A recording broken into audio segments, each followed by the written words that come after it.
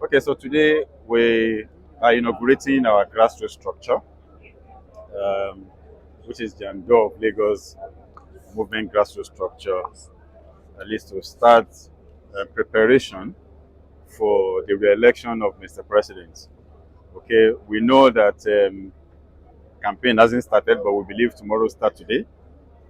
So the first thing to do is to put in place our own structure across the 376 wards of Lagos State, which is self-funded anyway. Just like Jandor's Lagos for Lagos, it's a movement that has been there for the past 9 years.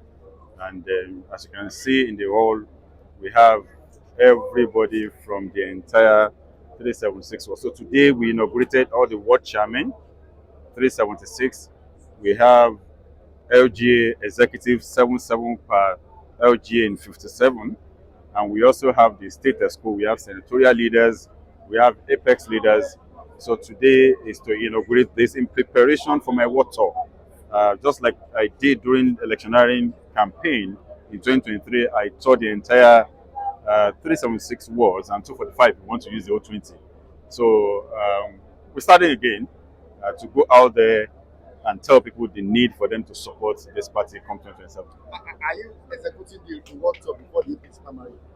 Or before Okay. after the primary? Okay, so the war tour is starting immediately to start first telling Lagosians and Nigerians alike what the current administration has done and still doing to retool the economy of this country, what the government of Lagos is doing to also better our lot in the state of Lagos, so that we'll prepare ourselves by the time electionary campaigns now come. It makes it easier because we would have been able to sensitize everybody about the workings of the All Progressive Congress in the state of Lagos. Excellency, sir, like you said, when you were talking about the narrative being propaganda of Nigerian Christians being killed and the American government taking the drastic steps to come to Nigeria to quell that situation, how much do you think the Nigerian government can quickly do to put this to an end? Okay, so just like I said, I've spoken about this very unfortunate narrative because I use myself as an example. I use Mr. President as an example. I'm a Muslim, married to a Christian. My mother lived and died a Christian. And so, Nigeria is a secular state. Mr. President is a Muslim, his wife is a pastor. Okay, how would somebody now come and say in Nigeria we have genocide, Muslim killing Christians? That is not us. I've also used the example of the southeastern part of this country, predominantly Christian region. And for the past 4 years, and before then, we've been having some level of insecurity. These are people that are killing themselves. They speak the same language. They have the same tribe. They have the same religion. I mean, you can't just call that a genocide, a Christian genocide, because these are the same people. I've also used the issue of Zamfara state. Zamfara is predominantly Muslim state. Terrorists are killing people in Zamfara and abducting people. So we know there is insecurity in Nigeria, and government day in day out are doing their best to decimate, this unfortunate group. And like I said, when you ask me what the president is doing or what the government is doing, I remembered my interview on channels a few months ago when they asked me about this insecurity, and I said it has always been there. But the only thing I needed to say to their service chiefs was to say the man at the end of affair now is not Buhari. This one is in the office and is aware that he's in the office. Okay, it's Buhari that will keep the service chief to the kingdom come, in office. This one won't do it. And he just did a few weeks ago, changed all of them because he wanted a better result. And the same message I'm giving to the foreign service chiefs now, that you need to step up this game. If you don't step up this game, you will go the way of the previous ones, because until we get it right, we'll continue to see how we can put our best foot forward. So I know that the government is doing a lot, but they can still do more. And that's the fact. They can still do more. They can still do more because their primary responsibility is to keep all of us safe.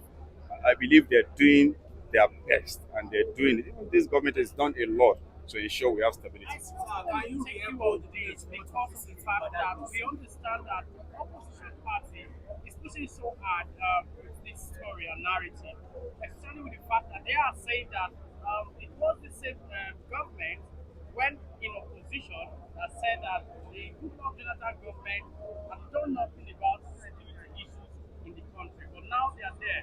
We are seeing this narrative and they are calling it propaganda. Okay, Do you so think I'll government tell should you take that it's not the same thing.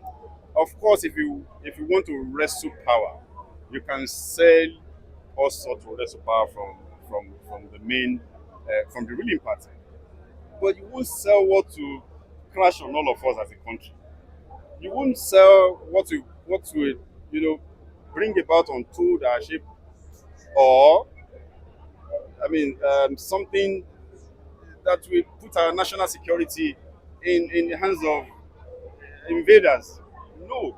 When APC was in power, and when APC was looking for power in 2015, of course they went all out to say this person is not performing, to say this person has not done this right. They didn't call other countries to say come and invade our country. No. They didn't call US, they didn't call France and say, look, you have to invade this country. They didn't do that. They took on the president at that time and they took the power from that person without jeopardizing the national security of national interest. So this is not the same thing. If this is a card being played by the opposing camp, just like I said here, by the time this happened, whoever is coming to invade Nigeria would not know PDP or APC member or this. They will just crash on everybody. So I don't want to believe they are the one pushing this narrative. But if they are the one pushing this narrative, it's about time they returned home and deal with our issues. All right, thank you very much. Thank you. Okay. Thank you.